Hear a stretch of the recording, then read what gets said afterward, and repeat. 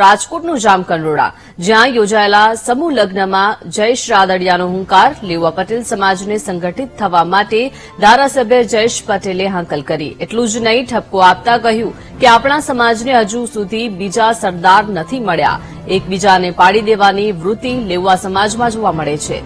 સમાજના આગેવાનો ઉભા થાય ત્યાં બીજા ભેગા થઈને પાડી દેતા હોય છે. સમાજની કોઈ વ્યક્તિ આગળ જતી હોય તો સહકાર આપો. સમાજના આગેવાનો રાજકીય લોકો પર ભરોસો નથી કરતા. સમાજમાં રાજકારણ કર્યું નથી અને કરવા માંગતા પણ નથી. રાજનીતિની સમય આવશે ત્યારે પૂરી તૈયારીઓ છે. ધારાસભ્ય જયેશ રાદડિયાએ વધુમાં કહ્યું કે સમાજને તાકાતવાર આગેવાનની જરૂર છે. સમાજની કમનસીબી છે કે સમાજને એક થવા હાંકલ થવી પડે. ધારાસભ્ય જયેશ રાદડિયાના અધ્યક્ષ સ્થાને સમૂહલગ્ન સમારોહ યોજાયો હતો. કાર્યક્રમમાં નેતાઓ અને આગેવાનો અગ્રણીઓ ઉપસ્થિત રહ્યા હતા.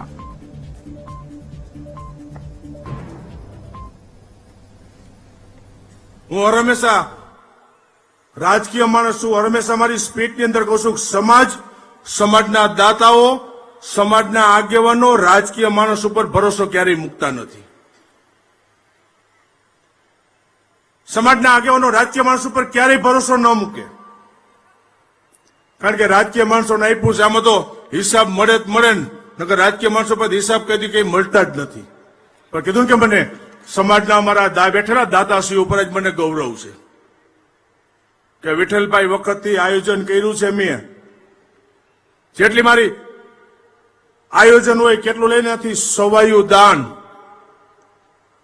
આ આપણા સમાજના ભામાશાઓ દાતાશ્રી આપ્યું છે.